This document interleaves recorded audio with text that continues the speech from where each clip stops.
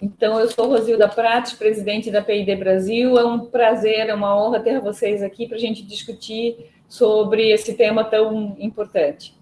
A PID Brasil é a Associação de Empresas de Desenvolvimento Tecnológico Nacional, empresas de base tecnológica nacional, que tem como DNA investir agressivamente em PID. Aqui a gente traz alguns números que são importantes para o ambiente e para que todos acompanhem e saibam o quanto é relevante a gente ter empresas de base tecnológica nacional reunidas, né? Então, a gente tem aqui um conjunto de empresas que tem um faturamento em torno de 30 bilhões. A gente investe pelo menos R$1 bilhão em pesquisa e desenvolvimento. Um terço quase da nossa produção ela é exportada. A gente tem empresas, tanto multinacionais quanto nacionais, que têm um foco bastante voltado para o comércio exterior. Desse nosso faturamento total, quase 6 bilhões é resultado dessa política tão importante que é a Lei de Informática, que incentiva e estimula a produção nacional a partir do cumprimento de etapas de processo produtivo, e que tem ali como contrapartida investimento de 4% em PID. Além da Lei de Informática, do processo produtivo, a gente tem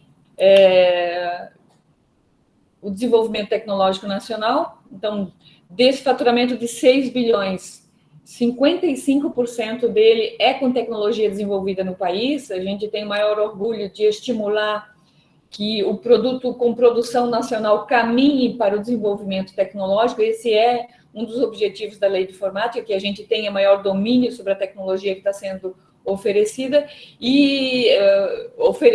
desenvolvida com domínio tecnológico. E isso faz com que, quanto mais desenvolvimento tecnológico a gente tenha, mais estímulo à expansão dos nossos parques fabris. Hoje a gente tem 5 milhões de metros quadrados de parque fabril, e o que dá quase 50 mil pessoas empregadas nas nossas empresas. E o mais importante disso, além desses empregos gerados, é a oportunidade de geração de empregos, postos de trabalho, de conhecimento, né? Nós temos quase 5 mil pessoas nas áreas de PID. Isso significa quase 10%, né, do que a gente tem de pessoas alocadas em áreas de conhecimento, desenvolvendo tecnologia, estudando a nossa sociedade, estudando a oportunidade de melhorar a qualidade de vida do cidadão por meio da tecnologia. Então, a gente tem o maior orgulho em fazer parte de um grupo de empresas que pensa a sociedade, que pensa o futuro, que pensa a sustentabilidade e que pensa principalmente o bem-estar do cidadão. Pode passar, Kate, por favor. E aí, há uma diferença importante que a gente traz nas empresas associadas à PID Brasil, que é esse volume expressivo de investimento em PID. A gente sabe que a média nacional do Brasil, em relação ao PIB de investimento em PID, é de 1,14. Nós fizemos uma apuração que, em relação ao faturamento geral das empresas da PID Brasil, os 32 bilhões, a gente investe 2,86, né, mais do que o dobro do que é a média nacional. E em relação ao faturamento incentivado, Lei de Informática, a gente investe 16% do nosso faturamento bruto. Então, assim, bruto incentivado, né? Então, a gente vê que a Lei de Informática, ela estimula um perfil de empresas, uma orientação das empresas para estimular maior investimento privado em PID. Então, assim, a gente tem um grupo de empresas que orientam as suas estratégias em domínio tecnológico. E nessas empresas está a capacidade de diversificar portfólio, a capacidade de agregar valor, de gerar maior riqueza e, principalmente, de exportar tecnologia desenvolvida no país.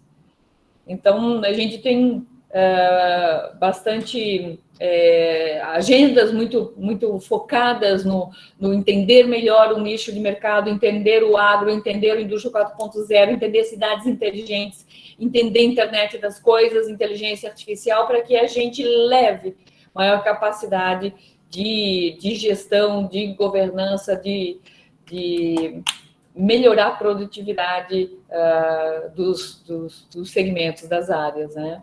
Então, aqui a gente destaca que o que a gente investe em P&D é o relacionado ao que os Estados Unidos investe, né? Considerando o nosso faturamento bruto. Então, a gente tem o maior orgulho de colocar sempre esses indicadores, porque é daí que surgem as iniciativas de entender melhor o mercado e de apoiar as estratégias que são orientadas para a estratégia de transformação digital do país, de compras públicas, de apoio à inclusão digital. Então, temos aí um grupo de empresas bastante comprometidas com o país, né? Pode passar, Kate, por favor. As nossas empresas, elas estão em vários segmentos, né? Não são só empresas de telecom, nós temos empresas de automação bancária, industrial, segurança, rede, energia, semicondutores, né? Então, inclusive institutos de pesquisa. O que nos move é a crença de que a tecnologia pode promover a inclusão digital e o bem-estar das pessoas, né? Pode passar, Kate, por favor. E com essas palavras, eu introduzo, então, a oportunidade desse nosso debate hoje, que é justamente poder apoiar as estratégias que são discutidas no MCTIC, que são orientadas nos programas de apoio ao desenvolvimento tecnológico e melhor capacidade de aproveitar, né, essas estratégias todas que são definidas e orientadas por meio, com o apoio da FINEP, do BNDES e principalmente dos programas que o MCTIC tanto nos impulsiona, nos provoca, né? Então, essa agenda de hoje, ela será coordenada pela Edelweiss, a nossa vice-presidente e referência na área de semicondutores no país, tá bem? Edelweiss, e assim eu passo a palavra para ti, que a gente, então, tenha um excelente debate sobre essa agenda de semicondutores no país. Obrigada, Rosilda. Pode passar aí, Cat. Começar falando, então, né, sobre a importância, claro, dos semicondutores. Então, assim, acho que é importante pontuar que semicondutores a gente sempre associava com essa parte de computação, porque realmente nos últimos 20 anos o que puxou a indústria de semicondutores foram os PCs, a internet, os smartphones, né? Então, dá para ver que mesmo em 2020, o maior volume ainda de semicondutores é consumido por computadores, né, seguidos por telecomunicação, que aí entra também essa parte já de internet das coisas, que já começou ali além dos smartphones, etc., seguido aí de consumer e industrial e outras atividades.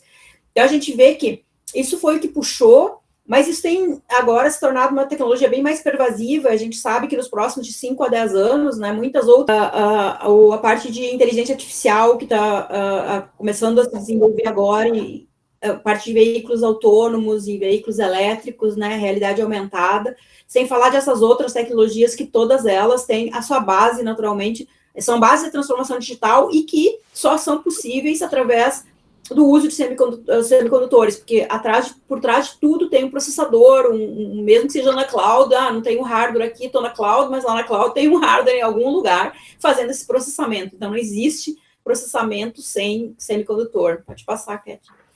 Nesse sentido, eu queria só falar um pouquinho, quando a gente fala de internet, né, de semicondutores, no fundo, a internet, ou todo esse mercado, ele só faz sentido para as pessoas. A Rosilda até falou no final, né, a ideia de melhorar o futuro, tudo isso, tudo que a gente faz, todas essas tecnologias só tem sentido na parte das pessoas. E eu falo de internet das pessoas, porque a gente fala muito de internet das coisas, né, mas a ideia é que a internet, ela hoje é das pessoas. A gente começou utilizando telefone, né, e começou a se comunicar através da internet, então mudou para o WhatsApp, a ligação pelo WhatsApp. Hoje em dia nem telefone celular, eu recebo mais ligações pelo WhatsApp do que pelo próprio celular, que daí, na verdade, é um uso da internet para essa conexão das pessoas, né. Antigamente a gente ligava para um táxi, hoje a gente chama num aplicativo que através da internet se conecta, procura para você o melhor motorista e te conecta com ele. Então são pessoas para pessoas, né. Tem essa comunicação entre pessoas. Então, a internet hoje ela é utilizada mais para conexão de pessoas do que era no passado, substituindo aí a parte de telefonia. Então, a gente vê essa mudança aí cada vez indo mais, e a telefonia como uma base, né? A telefonia passou a ser as telecoms passaram a fazer a oferta da internet, que, na verdade, agora, com o 5G, vai ficar aí com uma banda muito maior ainda, então vai transformar isso em serviços maiores ainda.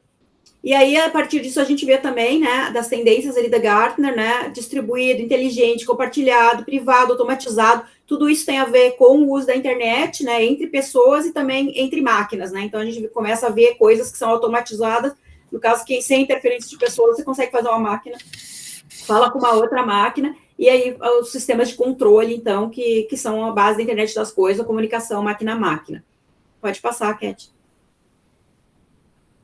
Então, assim, falando de semicondutor, eu vou botar um pouquinho aqui da supply chain, porque eu vou falar um pouquinho dessa parte de supply chain para entrar até no assunto de tanto de semicondutor no Brasil, quanto também da cadeia, né, e do shortage que a gente teve esse ano.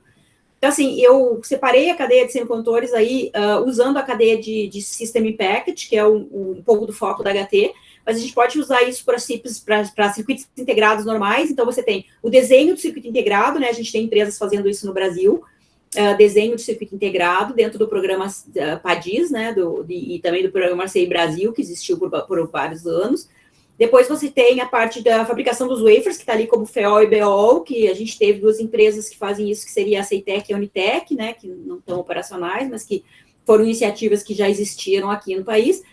Depois tem a parte do substrato, tá? Que é a plaquinha onde o wafer vai em cima, que eu coloquei aqui porque é uma coisa muito importante, foi uma das coisas que atrapalhou a gente bastante no shortage, tá? Para quem produz, sabe? Teve um shortage grande, não só de wafers, mas também desse substrato. Depois disso, tem as empresas que encapsulam, né? Que a gente chama de assembly test, que aí a gente entra no caso da HT, aí tem outras empresas no Brasil também que fazem parte desse ecossistema, né? Essas são as empresas da ABCM, e depois disso a gente tem aí a parte da PCB mesmo, né, a fabricação da placa, e daí o dispositivo, que é a maior parte dos membros da P&D, aí está na parte ali do final, de que fazem dispositivos eletrônicos, né, que utilizam, então, isso aí na cadeia, tá? Só falando, então, eu separei essas duas coisas maiores, como a maior parte da indústria, que é a parte de wafers ali e encapsulamento e teste, para mostrar um pouquinho da questão econômica e macroeconômica, né? Pode passar, Cat. Que é a questão que hoje os wafers é uma indústria de mais de 100 bilhões de dólares, tá? Então, é uma indústria muito grande, e que 50% desses wafers hoje são feitos em Taiwan por uma empresa chamada TSMC, que concentra, então, uma grande quantidade da fabricação. A segunda maior fabricante de wafers do mundo, então, é a Samsung. Depois a gente tem aí várias outras empresas distribuídas, você vê muitas empresas chinesas que são bem recentes, tá? Eu lembro quando a gente começou isso em 2005, era pouca coisa que existia na China, essas empresas são recentes, e também a Global Foundries, que daí tem fábricas espalhadas por vários lugares, tá? E aí, a próxima, por favor, que é a parte de encapsulamento e teste, tá? Eu quero chamar a atenção que encapsulamento e teste hoje é uma indústria de 50 bilhões. Eu acho bem importante salientar isso, porque muita gente falava, só encapsulamento, como se encapsulamento fosse uma coisa muito simples, e realmente era, tá?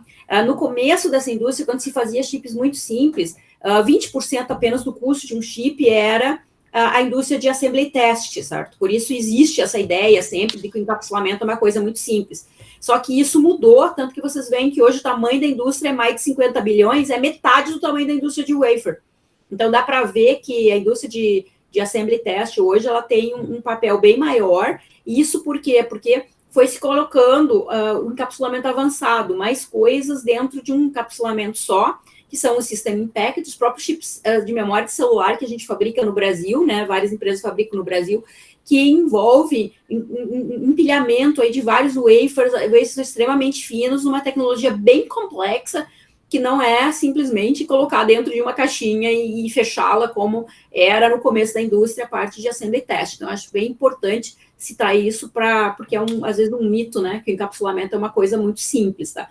Hoje a gente faz também para a parte de IoT, System in Package, que tem um sistema completo integrado dentro de encapsulamento. Parece um chip, mas é um sistema completo, com discretos, com sensores, até com antena, eventualmente, dentro. Pode passar, Cat. Também falando aqui da parte dos nossos tecnológicos, falando de novo, né, desse problema, a gente teve esse shortage e houve discussão, então, para planos, e aí já abrindo um pouco aí para o Henrique depois falar o que o nosso Brasil estamos fazendo, né? Começaram a surgir vários planos, apresentou o plano da Europa, apareceu o plano dos Estados Unidos, então, a Europa está com um plano muito grande de 34 bilhões, os Estados Unidos fez lá o CHIPS Act para trazer de volta. A gente vê, então, que apesar de, além de ter a concentração de metade da indústria de wafers está em Taiwan, os nodos mais avançados, que são os de menor de 10 nano, a maior parte, só Taiwan que tem praticamente essa capacidade, vocês vão ver ali a dominância de Taiwan e aí um pouquinho ali da Coreia com as memórias, tá? Então, existe não só uma concentração de quantidade feita, mas de tecnologia mais avançada também, tá? Em Taiwan, o que acabou ficando aí preocupando um monte de continentes e causando um monte de movimentação nesses últimos 2 anos. Passa mais um, Cat. E aí a gente vê, falando de P&D, tá? Que a indústria de semicondutores é a segunda mais intensiva em P&D depois da indústria farmacêutica, tá? Por isso eu acho tão importante essa discussão ser feita aqui dentro da P&D também, porque é uma indústria extremamente intensiva em P&D, e intensiva em toda a cadeia, né? A gente colocou antes, e eu vou ter uma transparência ali depois, né? Que existe a parte de design, então tem esse design que é super caro, é um P&D super avançado, super caro. Você tem P&D de processo dentro do wafer, você tem P&D de processo dentro da confecção do substrato, você tem P&D de sistema e de processo dentro da parte de encapsulamento e teste. O teste é um P&D muito complicado também, porque esses tipos são extremamente complexos de testar. É uma cadeia inteira, onde tem muito P&D distribuído em diversos pedaços. Eu acho muito importante isso. Pode passar, Cat, mais um. E também a ideia de que os países têm esses P&Ds, cada um em alguns lugares. Então, por exemplo, se a gente olhar a parte de fabricação de wafers, eu comentei, Taiwan. Por outro lado, por exemplo, o software de EDA, que permite o design de semicondutores, ele é principalmente controlado pelos Estados Unidos. Então, as empresas de EDA, elas estão majoritariamente nos Estados Unidos, e, por exemplo, sem esses EDA, sem esse software, você não consegue fazer o design do semicondutor para daí fazer o wafer. Então, assim, é uma cadeia distribuída e é uma cadeia que não tem como alguém dominar completamente, né? A ideia é estar nesse jogo com alguma coisa como moeda de troca. Se, por um lado, muito wafer é feito em Taiwan, os Estados Unidos têm a moeda de troca porque eles têm EDA, tem outros países que fazem equipamento. Então, assim, você estando como uma parte da cadeia, você tem a sua voz ali dentro, né? Então, assim, ninguém fala nunca de ser sustentável, completamente dominar essa cadeia, isso é impossível, essa cadeia é muito complexa, é muito grande, vai ser globalizada, mas a ideia é como fazer parte dela, né? Pode passar, Cat. Eu trouxe também aqui uma outra dicasinha, né? Eu dei um pedacinho ali do GSA, né? Para pegar o gancho também nessa parte automotiva que a gente está comentando, é que semicondutor é muito mais que CMOS, tá? Tem um monte de outras tecnologias que não são CMOS, ou seja, esses nodos de mais de 10 nanômetros para fazer processador, que é puxado por aquela indústria que a gente colocou lá no início, que é computador e celular, mas tem muita coisa de sensores, coisas quando a gente vai para carros, então a gente tem os semicondutores de potência, que são para eletrificação, né, dos carros, a gente tem um pouco de lógica também na parte de automação dos carros, mas a gente tem várias tecnologias diferentes. Então, hoje, as fábricas de semicondutores de CMOS são focadas principalmente em PC e computador ali, que ainda, desculpa aí, celular, que ainda é um nicho bem grande, mas a gente tem muito mais coisa do que isso, tá? Pode passar, Cat. As associadas aqui da P&D Brasil, já indo para o final para deixar o Henrique aí entrar, então a gente tem a HT Micron e a ST Microelectronics. Gostaria muito de ter outras, já aproveito aqui para completar, tá? Por ser uma indústria extremamente ativa em P&D, acho que faço totalmente alinhamento também com a associação aqui, por isso eu faço tanta questão de ter essa Câmara de Semicondutores, sempre convidando, né, as empresas de semicondutores para fazer parte, porque a gente tem várias coisas relacionadas com P&D, né? Não existe semicondutor sem P&D. A gente viu a segunda indústria mais intensiva em P&D que existe de todas. Então, assim, acho que tem muito alinhamento aqui com a P&D Brasil. E a gente tem também, né, essas portarias de desenvolvimento nacional que a Rosilda falou no início, tá? Acho bem importante também comentar aqui que a indústria de semicondutores brasileira hoje fatura bem mais de 3 bilhões de reais, e, Rosilda, a gente já investiu, as indústrias de semicondutores, mais de 650 milhões de reais em P&D, tá? Desde a criação dessas indústrias, então a gente tem um papel muito grande em P&D dentro do ecossistema aqui de hardware, tá? Passa mais uma, Cat, para fazer meus comentários finais aí. Eu queria fazer um comentário final, queria já deixar um gancho para o Henrique aí, né, a importância do CI Brasil, porque P&D se faz com gente, né, então mão de obra é muito importante, a formação de mão de obra é extremamente importante para ter P&D. A gente contratou várias pessoas em várias empresas que eu passei do programa CI Brasil, que era um programa maravilhoso, com muita gente boa sendo feita. Então, a importância que eu quero citar aqui da parte de formação de talentos, né? O Brasil fez um trabalho maravilhoso aí, formando quase mais de 1.000 pessoas em design chip, que é uma coisa extremamente rara e difícil de encontrar. Também queria colocar aqui a questão da competitividade, que às vezes tem esse mito, né? O pessoal aqui do Brasil faz chips mais caros, então acaba que só vende por PPB, tá? No início, realmente, a gente teve uma ajuda, vocês sabem que tudo que a gente produz tem a ver com escala. Então, para começar, o começo é sempre complicado e realmente até a escala acontecer, existe esse balanço, mas eu queria comentar que a indústria de semicondutores hoje em dia é muito competitiva no Brasil, a gente tem uma diferença muito pequena, mas com várias vantagens de valor agregado, de estar aqui, de ter o suporte aqui, de não ter que passar por toda a parte de importação, etc. Então, a nossa competitividade ela foi aumentando no limite que essa indústria foi se crescendo e que foi tendo vários competidores aqui internos, tá? E nos nossos chips de IoT a gente exporta, a gente tem um valor bem adequado para o mercado global, a gente tem vendido, a gente teve o nosso Sigfox em POCs em mais de 100 países. Hoje a gente tem uma competitividade alta e também competitividade de mão de obra, tá? Eu posso dizer para vocês que a gente fazendo uma comparação dentro da nossa empresa e global, a gente viu que a gente tem hoje mão de obra praticamente parecida com o valor de Vietnã, então são valores bem adequados aí. Eu acho que o Brasil tem toda a possibilidade de ter competitividade para fazer serviço de assembly, de design para fora do Brasil. A gente vê várias empresas aqui também fazendo design para fora do Brasil. Acho que a gente tem como vender P&D nesse sentido e ser competitivos aí não só com encapsulamento, também com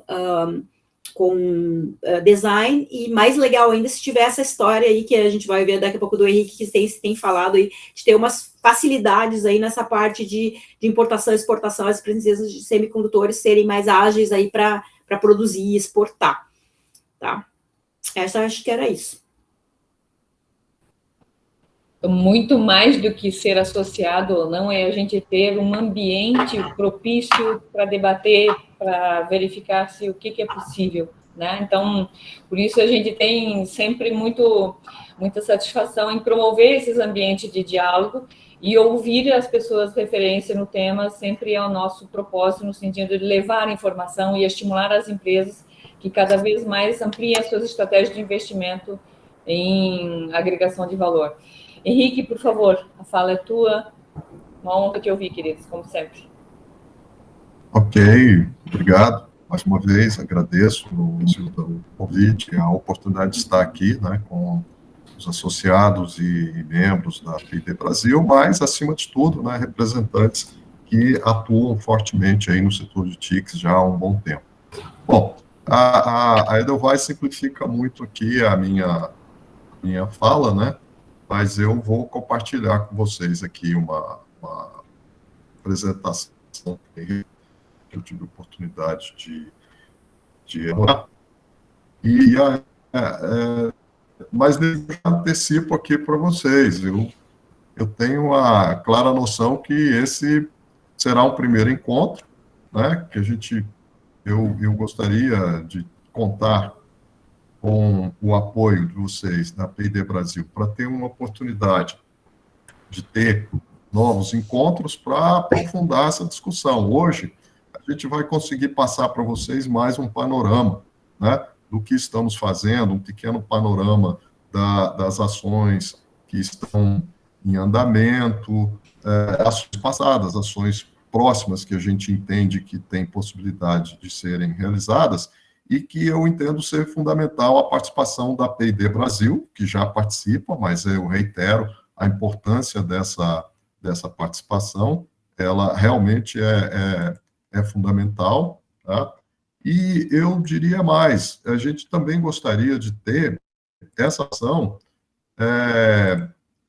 mais direta, no seguinte: a P&D Brasil pode contribuir conosco, tanto quanto na elaboração dessa política, né, de propostas que venham a melhorar, a fazer sentido para a indústria, né, isso eu acho que é importante, a fazer sentido para o mercado. Por quê? Porque as empresas da P&D Brasil, até pelo que a Rosilda já mostrou na primeira apresentação, elas são acessíveis sob o ponto de vista de desenvolvimento, né, de pesquisa, de desenvolvimento, de inovação.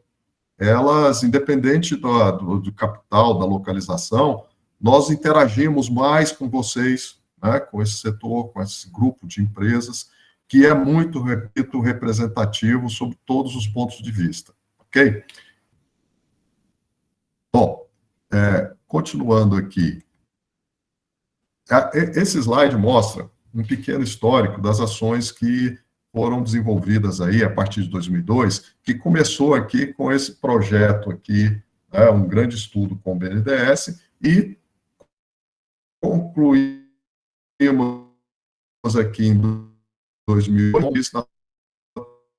Mas ao longo desse tempo, nós fizemos ações para promover a implantação de design houses no país, centros de treinamento, atração de empresas de back-end, atração de empresas de front-end e também, né, empresas que viessem integrar a cadeia aqui brasileira.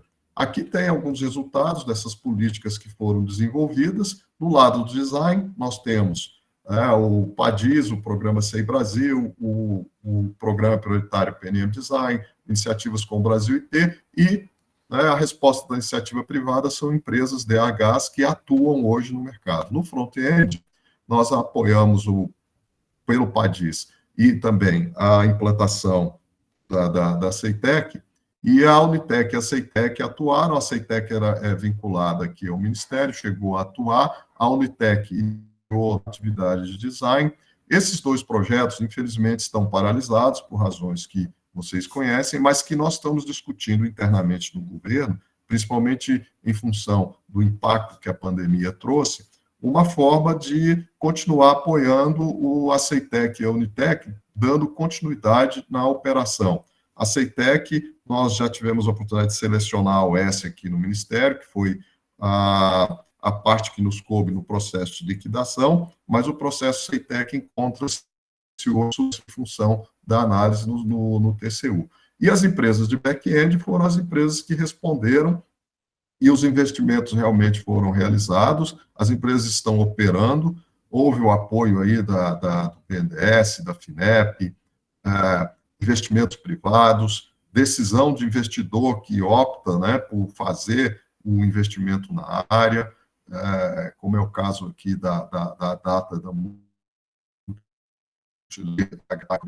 investimentos de empresas que trouxeram recursos de fora, como principalmente a Smart e a Calcomp, e mais recentemente, claro, a HT Micron é uma joint venture, né? A Data tem parceria com empresas de Taiwan. Então, foram várias, cada empresa buscou aí um caminho. Eu estou relacionando aqui as principais, mas só lembrando que o PADIS abrange também outros produtos que eu aqui não mencionei. Então, nós temos produtos na área de energia fotovoltaica, tá? Que também são importantes, e também agora, com essa lei recentemente aprovada agora em janeiro, essa produção, essa atração, esses incentivos que o PADIS oferece, vão tornar efetiva e atraente a produção de células e painéis no país. E, por outro lado, a infraestrutura de CIT também recebeu, né, grande apoio, não só da própria legislação, das empresas, obrigação de investimento em P&D nessa área, investimentos específicos têm que ser obrigatoriamente em semicondutores, mas também das agências de fomento, né, tanto o BNDES quanto o FINEP são as principais, mas as agências também de fomento dos estados apoiaram muito, e aí nós tivemos aí, por exemplo, a criação do ITT Chip na Unicinos, a ampliação do Eldorado, né? O CTI também melhorou sua infraestrutura, então foram diversas instalações, diversas unidades de P&D, unidades de ICTs, como a gente chama, né? Que melhoraram a sua infraestrutura laboratorial e as suas atividades também. Então, os resultados aí que a gente reputa do programa, né? Mas o PADIS também tem esses números que foram aqui já mencionados pela Edelweiss, que a gente compila lá junto, que a ABCM nos passa, a gente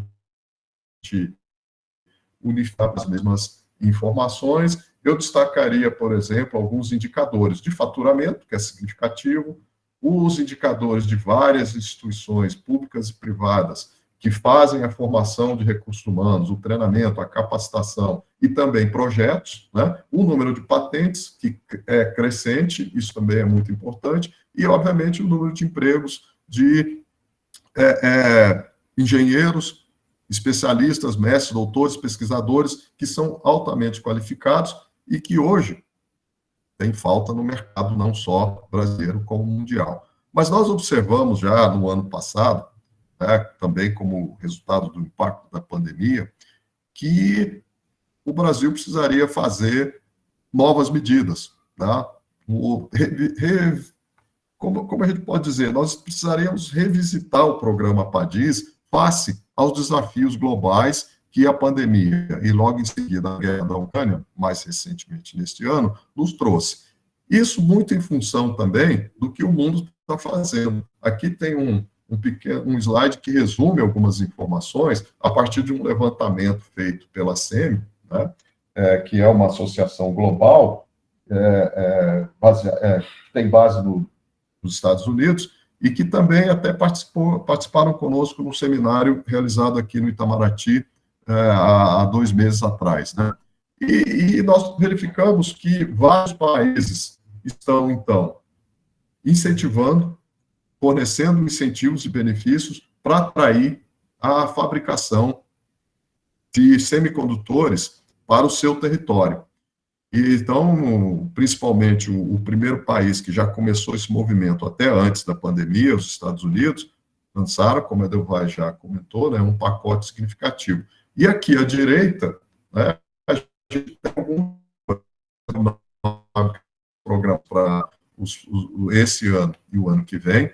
Dessas 29, 8 serão em Taiwan, 8 na China e 2 na Coreia do Sul. Esses investimentos dessas 29 já representam 28 bilhões de dólares, mas tem uma informação significativa também. A previsão de faturamento da indústria de semicondutores em 2030 deverá atingir 1 trilhão. Então, praticamente dobrar, né, nesse período tão curto aí. Então, a gente vê a explosão realmente da utilização dos semicondutores e a busca dos países por atrair esses investimentos. Okay? Aqui, internamente, observando esse movimento, a rede colaborativa Made in Brasil Ilimitado, MIB, a partir de esforços iniciados na época da pandemia, numa estruturação muito interessante entre setor privado, governo, várias áreas de governo, inclusive, setor acadêmico, foi criado, em maio, junho do ano passado, um GT Semicondutores, GT coordenado pelo Ministério da Economia, com a parceria e participação do Ministério da Ciência e Tecnologia, de outros ministérios também, que chegaram e chegam a participar, da área acadêmica, representantes das instituições de ensino e pesquisa, a ABCM participa também, a ABINE, a ANFAV e o Sindipeças. Esse grupo, essa colaborativa, melhor dizendo, ela tinha essa preocupação muito grande com a indústria automobilística. Foi fortemente impactada, né, na sua cadeia global de fornecimento e dependência de semicondutores. E aí vocês já devem ter visto várias notícias, várias informações sobre o número de semicondutores, o valor do semicondutor incorporado nos veículos ciclos hoje, né, nos próximos 5 anos, nos próximos 20 anos, 30 anos, em 2050. Então, realmente são números impactantes e hoje a indústria já sente, então, a carência desses componentes. E aí discutimos e elaboramos o que vem a ser, né, um conjunto de propostas ainda para constituir um Plano Brasil de Semicondutores, no qual nós estamos atuando em 6 exos. Desculpe aqui alguns errinhos aqui na escrita do slide, depois eu vou corrigir, mas basicamente, manter a desoneração e manter e ampliar a desoneração da cadeia produtiva, apoio às atividades de P&D, acompanhar e atender a demanda desses principais segmentos produtivos, estabelecer um regime aduaneiro especial, parando o que já existe hoje, capacitar, formar, capacitar, treinar recursos humanos e apoiar o CAPEX, né, ou seja, os investimentos significativos, visando a ter, num curto, eu diria em médio prazo, diversos investimentos, trazendo para o país investimentos no principal elo, o elo que demanda mais recursos, né, CAPEX, demanda recursos humanos especializados, demanda um regime aduaneiro fortemente eficiente, demanda uma conexão muito forte com a demanda interna e global, tá? E demanda sempre mais recursos para as atividades de P&D, que é o elo do processamento físico-químico das lâminas, ou da foundry, como a gente chama, ou do front-end. Nós também trabalhamos com algumas empresas dentro desse, até previamente ao nosso GT Semicondutores, a Edelweiss nos ajudou a elaborar esse chart, no qual a gente busca isso para o GT Semicondutores, a implantação de uma indústria competitiva, tá? Com atividades tanto no desenvolvimento como na fabricação de semicondutores no Brasil, ou, tá, a gente coloca no Brasil, mas a gente sabe que a fabricação pode se dar e se dará, com certeza, em qualquer parte do mundo. Tá? Repito, a dependência hoje dos componentes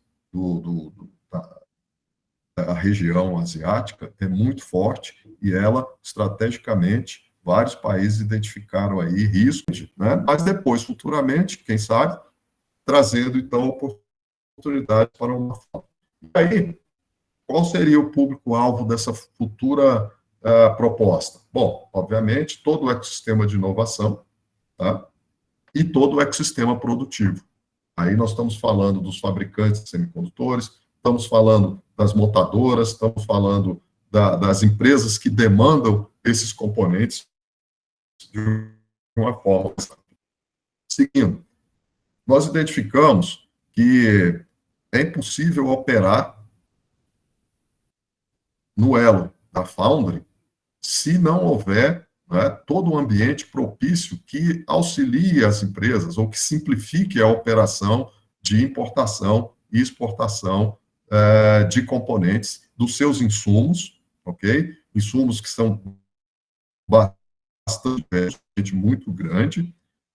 E então, alguma medida, né, algum mecanismo precisa ser estabelecido, e aí, no caso, nós identificamos que é apenas um aperfeiçoamento de algumas medidas que já existem, para, por exemplo, né, aí é um exemplo, viabilizar a inspeção física das mercadorias no ambiente fabril. Por quê? Porque a gente sabe que grande parte dos insumos que essa indústria utiliza só podem ser manuseados, abertos e instalados, né, em sala limpa. Né? Então, a abertura desses insumos num ambiente inadequado, acaba inutilizando, e aí isso é, né, uma barreira que precisa realmente ser superada. Também, criar programas e projetos prioritários de pesquisa para incentivar essa área, estabelecendo um denso ecossistema de inovação. Reformular o PADIS, né, com a criação do que seria um novo programa. Outras propostas que a indústria nos trouxe, olha, habilitação por CNPJ, hoje a habilitação do PADIS é por produto, é por dispositivo. Olha, isso para uma foundry, mesmo para a diversidade dos componentes que se pretende ter, né, na etapa de back-end, é impossível. Então, a habilitação realmente tem que ser para a empresa. Desonerar os serviços prestados e adquiridos pela empresa do programa PADIS. Hoje a empresa pode prestar serviços, mas esse serviço não é desonerado, ele não tem o benefício do programa. Estabelecer novos dispêndios em pesquisa, desenvolvimento e inovação, de forma similar à lei de TICs. Por exemplo, né, todas as opções, as novas opções que foram incorporadas na lei de TICs, como os programas prioritários, como os investimentos, o apoio ao empreendedorismo, a gente precisa também trazer para o programa PADIS. Desonerar atividades das ICTs que atuam nas áreas de semicondutores e microeletrônica. Estabelecer um programa de formação e capacitação de recursos humanos em projeto e processo. Enfim, são algumas das medidas que foram trazidas e apresentadas que a gente está propondo incorporar num novo programa. Então, considerando todos esses fatores que nós já comentamos aqui do lado esquerdo, né, que a gente vê hoje no mundo investimentos significativos de fabricantes, né, de semicondutores com o objetivo de aumentar a capacidade de produção. E os casos estão, né, nesses blocos ou países que tomaram medidas estratégicas específicas de apoio a essa indústria e a essa atividade como um todo. E que é necessária a estabilidade dessas medidas e segurança jurídica. Então, nós estamos com propostas, né, para elaborar, apresentar e aprovar um plano nacional, né, um plano que a gente reputa como sendo, na realidade, um plano de Estado, de país, não de governo, de médio e longo prazo, ampliar também a nossa cadeia aqui, né, indústria de semicondutores, diversificando o back-end, atraindo investimentos de front-end, e aumentar a participação do Brasil no mercado mundial. Né? A gente acha pouco aqui dobrar 2% para 4%, mas lembrando que essa indústria vai sair de 600 bilhões para 1 trilhão brevemente. Então, 4% de 1 trilhão é realmente um montante bastante significativo. E aí, então, né, aí eu vou provocar aqui a P&D Brasil, né, nesse quadro aqui, que para a gente é importante lembrar, né, e medir que a agregação que a tecnologia nacional traz aos bens de TICs aqui no país é impressionante. E aí, do lado direito, eu trago aqui uma provocação. E quanto aumentará se houver a incorporação de um chip nacional? E aí, observando aqui também, aqui uma apresentação retirada do site da P&D Brasil, nós observamos algo bem interessante aqui do lado esquerdo. O ambiente de atuação da P&D Brasil, com as suas prioridades, com as suas, aqui, de certa forma, mostrando os principais eixos, os principais objetivos, coincide muito com a nossa E-Digital. A E-Digital, que é do Ministério, tocada, gerida pelo Ministério, mas é a E-Digital proposta como a gente vê os instrumentos, né, os mecanismos de instrumentos, a lei de TICs ou lei de informática, o Rota 2030, o PADIS, a lei do BEM, as câmaras de IoT, né, a cooperação internacional, que busca também estabelecer acordos com países e instituições. E do lado direito, nós vemos as prioridades sob o ponto de vista tecnológico e industrial. IA, IoT, segurança cibernética, comunicações avançadas, não só computação, mas tecnologia quântica, como de uma forma geral, e os semicondutores. Então, qual é o desafio que eu vejo que é comum, né, entre a P&D Brasil e o Ministério? Estimular a realização de projetos de chips e a sua integração nos produtos e equipamentos desenvolvidos no Brasil, certamente vai ampliar a competitividade, vai ampliar o processo de internacionalização, vai estimular a inovação e a sustentabilidade, o crescimento das indústrias que seguem esse caminho. Bom, muito obrigado, eu agradeço aqui e tenho certeza que a gente, né, consegue ter tempo para ainda fazer algum debate. Eu não tenho problema se a gente precisar ficar aqui mais 1 hora conversando, se vocês tiverem paciência, eu posso esclarecer mais então esses pontos. Dica dada. Eu posso trazer algumas oportunidades que a gente verifica nesse maior relacionamento entre as indústrias de projeto e fabricação de semicondutores e a indústria que demanda esses componentes, né? Mas a gente tem que trabalhar mais, a gente tem que identificar com as empresas, né, que demandam esses componentes, que medidas estão funcionando, que medidas a gente pode estabelecer conjuntamente para exatamente ampliar essa sinergia, essa colaboração, essa integração e essa participação de componentes desenvolvidos e fabricados no Brasil, nos produtos, né, e nos equipamentos das empresas do programa SEI Brasil. Bom, Rosilda, eu acho que fiquei dentro aqui dos 20 minutos, 25 minutos que a Edelweiss me comentou, mas agora eu devolvo para vocês aí a condução do evento e agradeço, repito, pela oportunidade. Henrique, você vê o quanto é importante a gente estimular esse ambiente de debate, né? Porque quantas ideias vão surgindo e quantas provocações importantes são trazidas aqui, né? Eu, como participante do CAT e do Conselho Nacional de Ciência e Tecnologia, acho que que o setor de semicondutores ele pode provocar agendas importantes com relação ao aproveitamento dos fundos setoriais voltados para estimular a política e maiores incentivos de semicondutores, como, por exemplo, criar um PPI específico para semicondutores, específico para o desenvolvimento de agendas, de programas, de apoiar projetos nascentes ou de evolução na área de semicondutores. Então, fica aqui uma provocação aí para os colegas também da PSEM e da BINE, de repente a gente se juntar e provocar junto ao MCTIC a criação de um PPI específico para semicondutores. Eu acho que essa é uma agenda importante, e principalmente porque, assim, se a gente olhar todos os fundos setoriais existentes, existe aí um orçamento bem importante, que são quase 10 bilhões de reais, 8,9 bilhões de reais em fundos setoriais, né? E assim como provoca no CT Info, né, que é o mais voltado a essa questão de TICs, poderia provocar também nos outros fundos, né, Henrique? Então, assim, e provocar também junto às agências reguladoras, quando dá a concessão, porque tem ali disciplina a obrigatoriedade de investimentos em P&D, por que não provocar junto às agências reguladoras orientação de parte das comprovações de investimento em P&D em semicondutores? Porque essa é uma agenda de longo prazo que o país precisa tomar a decisão para fazer diferença e para apoiar ainda mais o ambiente, né?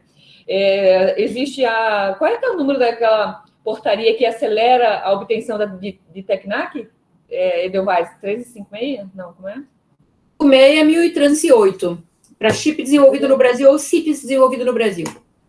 Isso. Então, assim, essas portarias, elas aceleram a obtenção de tecnologia desenvolvida no país, né? Então, você tem ali um esforço concentrado no semicondutor e ele propicia uma flexibilidade maior em etapas produtivas. Então, existem estratégias importantes para estimular ainda mais o semicondutor, né?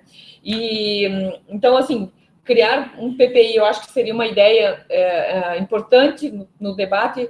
Eu vejo que tem algumas iniciativas dentro de determinados PPIs que podem até estarem voltadas para isso, mas não existe um PPI específico para semicondutores. E isso, a gente acabou de aprovar a criação de um PPI para saúde digital, então acho que, de repente, dá para criar alguma coisa nesse sentido, né? Na verdade, existe. Deixa eu só te interromper. Mas existem design. Mas você tem razão. O que você está dizendo, você tem razão.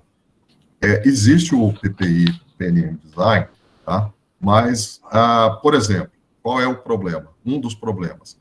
As empresas PADIs não podem aportar recursos no PNM Design. Tá? Então, é um contrassenso, né? Ele existe, tem um incentivo no programa PADIs, mas as empresas beneficiárias do PADIs não não terão consideradas, né, ou aceitam seus dispêndios de P&D se aportarem recursos no PNM Design. Então, essa é a correção, e aí, ao mesmo tempo, nós estaremos estabelecendo, recriando o PNM Design nesse sentido, eu concordo, né, para ter uma atuação mais dinâmica, mais presente, mais ativa, buscando exatamente, né, essa visibilidade que, né, precisa realmente ser dada, principalmente nesse momento, e a partir das oportunidades que estão sendo criadas pelas empresas com a realização de novos investimentos, não só pelas empresas de projeto, como pelas empresas também fabricantes aqui. Então, o PNM Design ele existe desde 2002, mas o foco dele foi mais treinamento. Tá? Então, né? Então, ok que a gente tem ali um gargalo de pessoas, né, de RH, mas eu acho que poderia haver ou ele ser voltado só para RH, talvez exclua algumas estratégias importantes que as empresas hoje têm e que poderiam ser mais atrativos, né? Então, talvez, então, fica a provocação aqui para ampliar o escopo, né, do PNM Design para incluir outras coisas. Perfeito. Né? Eu acho que faz sentido isso. E acho que essa provocação tem que ser levada para cá. Exato. E, o Henrique, a gente tinha algumas perguntas vão surgindo aqui, e uma delas, por exemplo, a gente viu que a Espanha anunciou há uns 4 meses atrás, alguma coisa assim, um recurso milionário, literalmente, quase mais de 2 bilhões de dólares para estimular a indústria de semicondutores no país, né? E no Brasil, se a gente tivesse um investimento agressivo, maciço como esse, a gente tiraria o nosso ambiente desse investimento ainda, desse momento ainda muito pequeno de indústria de semicondutores. Qual seria o maior entrave para estimular a indústria de semicondutores no Brasil? É dinheiro? É política? São programas? É um maior crescimento do ambiente produtivo, de que, sim, a gente precisa ter uma indústria de semicondutores robusta para a gente não ficar tão dependente assim do mercado global. Eu digo, participar do mercado global é absolutamente importante, mas não depender essencialmente dele é necessário, né? Não depender bastante. Então, assim, o que seria o maior entrave assim, para que a gente tenha uma indústria de semicondutores no Brasil?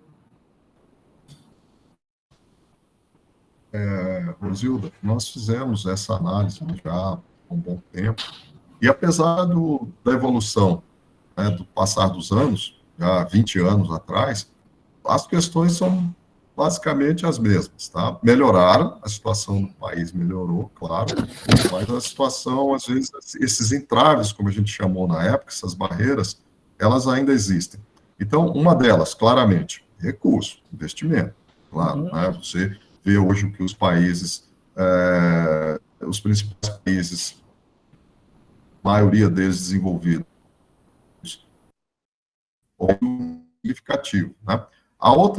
O outro problema é o seguinte: mesmo que nós tivéssemos hoje 10 bilhões de dólares, tá? Esses 10 bilhões de dólares, você ia buscar negociar com os grandes players, os grandes fabricantes. Por quê? Porque são investimentos que diminuem muito o risco se você tiver um parceiro de tecnologia, um parceiro industrial global, um parceiro que sabe como fazer, né, e sabe como estruturar toda a cadeia, que é tão relevante quanto saber fazer, né, por exemplo. Só que os grandes players hoje estão comprometidos, né, com seus acordos já e parcerias com os países. Então, no momento, nós conversamos com esses grandes players também, e a gente vê isso. Outra questão importante: efetivamente, as condições operacionais dessa indústria no Brasil encontram em muitas. As atividades de back-end, que já são complexas, mas elas, a ordem para mim aí, a Edelweiss e o pessoal da Smart pode estar ouvindo, das outras empresas, mas é como se você multiplicasse por 1.000. A ordem de grandeza é de 1 para 1.000. Tá? Não consegue operar, eu te diria assim, uma empresa de front-end que faz investimentos da ordem de 500 milhões de dólares para cima, na hora que ela analisar as condições de operação no Brasil, ela trava o seu projeto. Tá?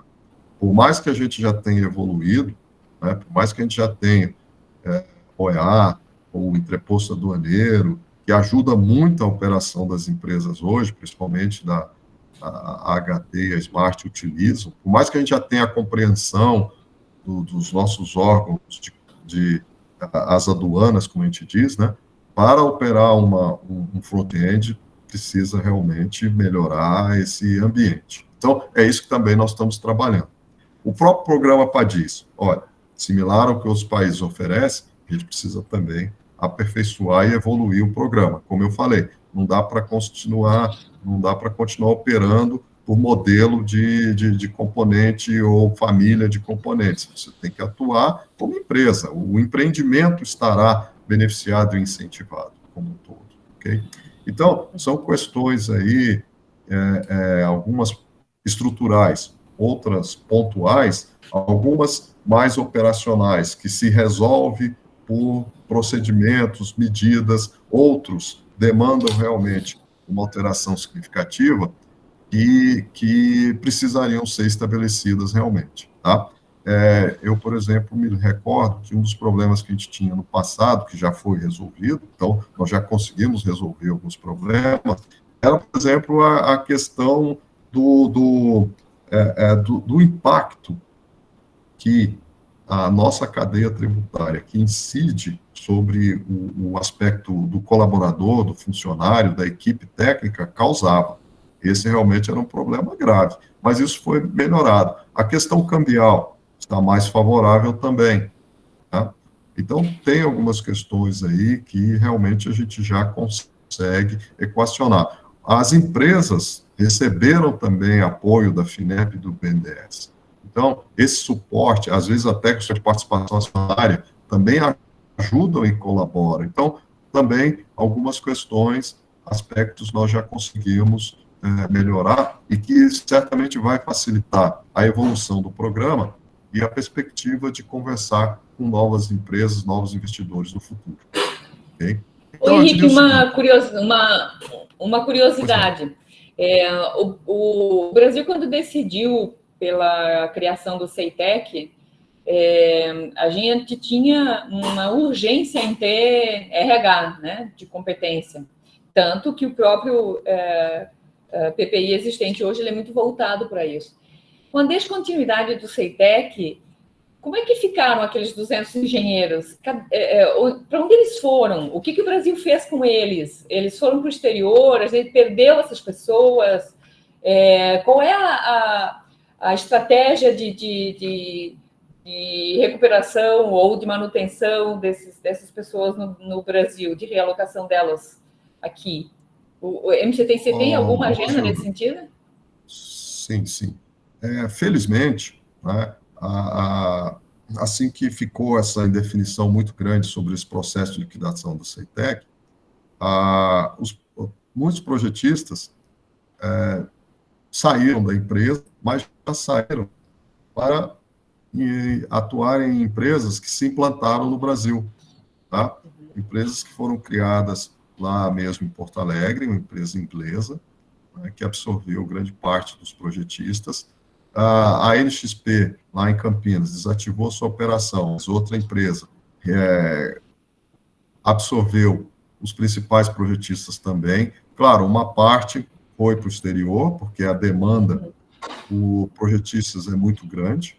Tá? Sim. A Edelweiss continua no Brasil, o Raja, eu não sei atualmente onde ele está, mas o Raja foi, inclusive, instrutor do programa SEI Brasil. Tá?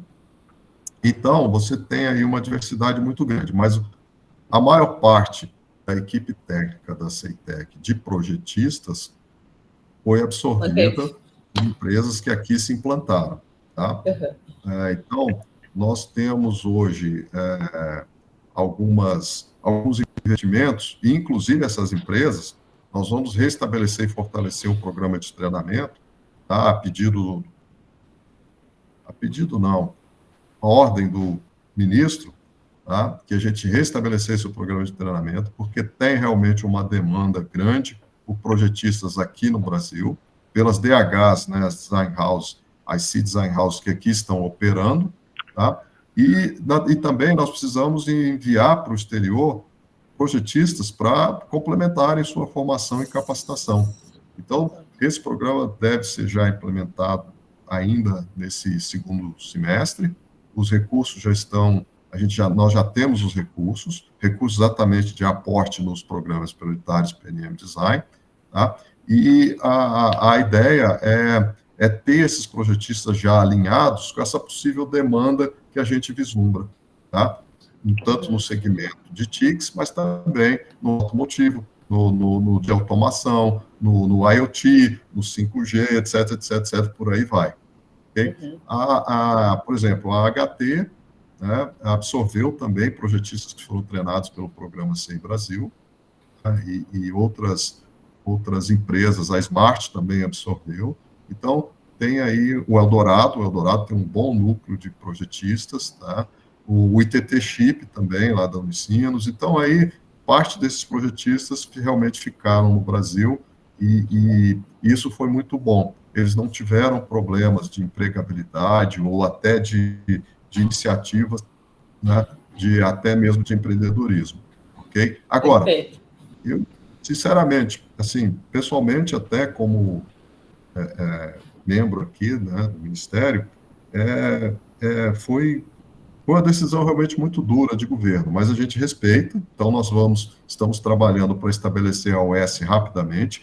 Por outro lado, a OS que será criada vai trazer para a gente uma condição operacional muito melhor, tá? Porque o Ministério vai ter realmente uma equipe que vai poder seguir as orientações que são emanadas aqui pelos órgãos de governo, mas também executar com maior rapidez, com maior capacidade operacional, tá? E, por outro lado, a gente espera que a CEITEC, do ponto de vista fabril, que ela seja privatizada, que haja investimentos privados que assumam aquele empreendimento, porque fisicamente, estruturalmente, a sala limpa é muito boa, o prédio é muito bom, as facilities são realmente excelentes, tá? Mas precisam ser absorvidas rapidamente, porque senão você perde até o momento em que se buscam, né, essa infraestrutura para produzir. Tá? Aí tem um processo que é pelo lado do Estado, né, que é bastante complicado. Essa transição aí não é fácil. Mas, não são poucos os investimentos, né? E o Brasil precisa decidir por isso, né? Em 2050, o Brasil será potencialmente o fornecedor de 40% de tudo que for consumido em alimento no mundo. Como a gente se preparar para isso? E semicondutor é absolutamente essencial, né? Então, precisa haver uma decisão de Estado, de incluir o país nessa cadeia global de semicondutores, né? Eu queria abrir um espaço aqui para os colegas falarem aqui. Pronto, Raja. Posso fazer uma pergunta? A Ensilica e a Impinj viram para o Brasil, né? Foi resultado de alguma ação direta ou simplesmente foi baseado na qualidade de mão de obra e campo favorável, talvez? Raja, aí eu vou te dizer o seguinte, a ação direta foi ameaçar fechar o CEITEC, e a ação direta do setor privado foi a NXP resolveu fechar a operação aqui, tá? A oportunidade, então, surgiu, né, mas, assim, diretamente a ação nossa, nós não tivemos, tá? O que agora a gente vai voltar a fazer? Estamos conversando agora, sim, com essas empresas, não só essas duas. Por exemplo, a Silvaco tem um núcleo lá também em Porto Alegre, tá? É importante. A Cadence tem um núcleo em BH, Belo Horizonte, também é importante. Não são design house, mas são empresas que têm as licenças, eles fazem as licenças, então eles apoiam, né, as atividades também de projeto aqui. E aí esse programa de treinamento, e eles também se beneficiaram dos projetistas que foram treinados no programa SEI Brasil. Então, a ideia é aproveitar né, esse conjunto de empresas que demandam esses recursos humanos, tá, e propiciar um treinamento mais rápido, em curto, menor espaço de tempo. A ideia é, no máximo, 6 meses, e depois um programa normal, como aquele que a gente fazia anteriormente no SEI Brasil, de 2 anos, no qual você tem uma formação mais completa. Então, essa formação, nesse espaço menor de tempo, ela seria complementada nas próprias DHs, nos próprios núcleos de projeto, né, porque as DHs e as ICTs têm demanda para esses projetistas hoje, e aí a gente abriria também um curso normal por um período maior. Mas, como você sabe, esse programa tem um custo realmente elevado, ele não é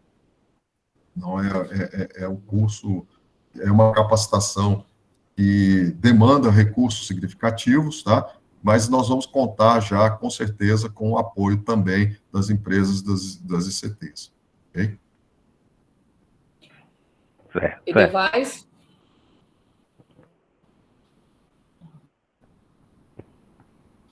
Você está no mudo, eu acho. Está no mudo. Que só terminando aqui, eu acho que a gente teve uma discussão bem interessante, né? Não sei se vai ter mais alguma pergunta, mas acho que a gente conseguiu abarcar um monte de coisas aqui. Estou comentando com o Raja, acho que nessa parte aí da Ensílica teve muito trabalho dos próprios funcionários, Raja, que foram atrás das empresas também.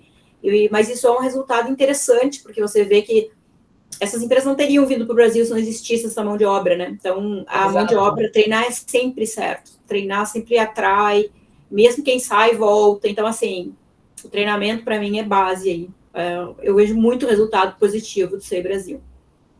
Não, e fazer rede, né, Edelweiss? Eu acho que quanto mais as pessoas se expõem, quanto maior é a rede, né, mais se coloca aí no debate os gargalos e oportunidades e se aproxima, né? As empresas do governo, as empresas do setor, da demanda, né? Então, de repente, fica aqui uma provocação para se fazer um próximo encontro, Henrique e Edelweiss, onde a gente pudesse chamar os colegas da Infineum, da NXP, do próprio Samir aqui, sabe? A Qualcomm, para a gente conversar e eu acho que, assim, quanto maior o debate, mais se provoca aí a oportunidade de fazer diferente, de olhar lá para frente, né?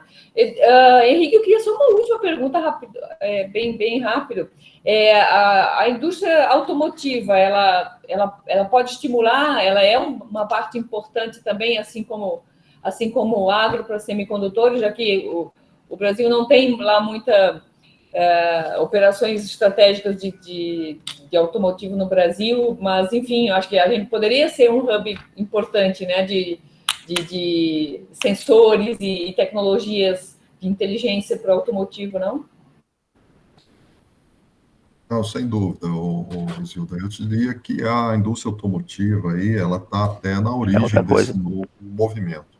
Entendeu? Alguma coisa do Ministério lá. A indústria automotiva traz a avaliação desse interesse em desenvolver essa indústria, mas apoia concretamente. Como você sabe, a gente precisa ter uma atuação, um apoio, né? O Ministério da Ciência e Tecnologia precisa ter o apoio do setor produtivo, das esferas de governo e também até no Congresso. E o setor privado, representado pela Anfávia, Sindpeças, ABINE, CNI, P&D Brasil, que a gente chamou também vocês para nos apoiarem aí na participação das discussões com os deputados, senadores, no painel que foi feito aqui, o evento que o Itamaraty realizou, a P&D Brasil estava presente, a Edelweiss fez uma palestra, né? A ABSEMI, evidentemente, e também a SB Micro, a Sociedade Brasileira de Microeletrônica. Então, houve um envolvimento de vários segmentos, tá? O Ministério das Comunicações, dentro dessa visão que você trouxe, ele está interessado em apoiar as ações também, atrair os investimentos, né, dessas indústrias. Então, a gente vê que há um interesse aí do Sindpeças e da Anfávia.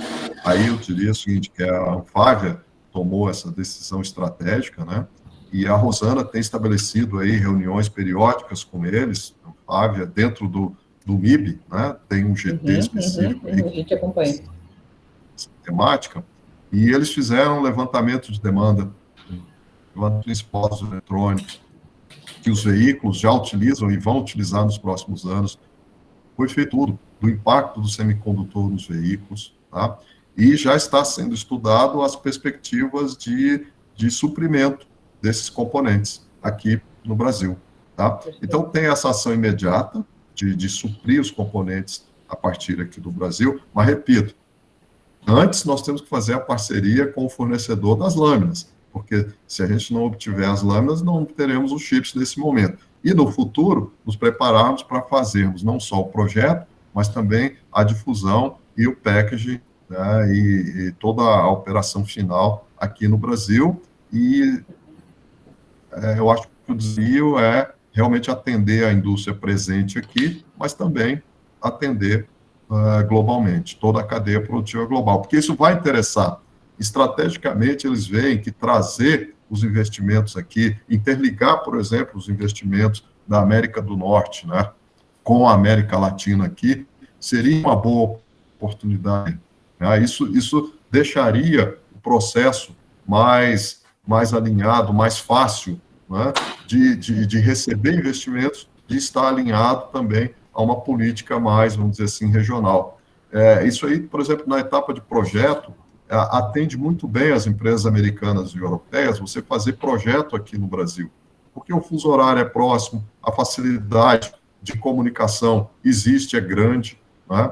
Há um entendimento melhor sobre o modo de vida, né? A cultural também, e social, né? Que é importante, sob o ponto de vista de ser mais similar aos países ocidentais. Então, tem aí alguns pontos que favorecem realmente esses investimentos. A gente mencionou muitos contrários, mas muitos que são favoráveis e que a gente tem que saber aproveitar e explorar, tá?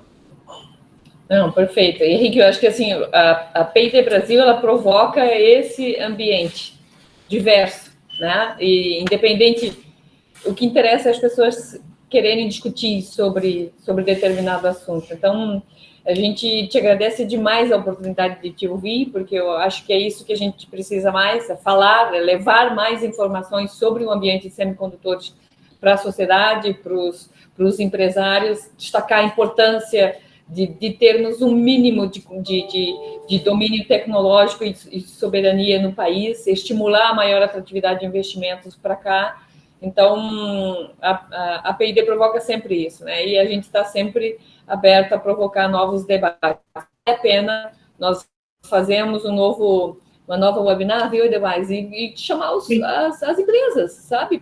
Para falar. E aí chama o MCTIC, vamos chamar os colegas do Minicom para a gente colocar para fora, para a gente ouvir, para a gente debater, para a gente trazer ideias e eventualmente surgirem ali estratégias possíveis de serem implementadas, né? Henrique, muito obrigada pela gentileza do seu tempo. Perdão, Edevais, não... A própria ST, né, que faz parte aqui, a gente traria outras empresas, né, no estilo da ST para fazer esse debate. Exato. Eu acho que independente é associado, não é associado, o importante é a gente construir aqui um ambiente fluido de debate, de conversarmos sobre, porque a complementaridade ela vem depois, as estratégias ela vem depois, né? Que a gente tem tanta empresa robusta, por que não se juntar, né? Então, acho que esse é o ponto que a gente traz. Só terminando, eu me coloco à disposição, né? Vou provocar vocês para a gente estabelecer realmente esses encontros. Podemos fazer uma primeira agenda, aliás, dentro do nosso memorando, né, de entendimento aí comum, a gente queria colocar esse tema e a gente... estou à disposição realmente para a gente fazer um primeiro encontro, talvez com algumas empresas que tenham mais interesse, que está avançado nessa tendência, né, nesse pensamento de ter essa nova estratégia, de ter o desenvolvimento do componente aqui.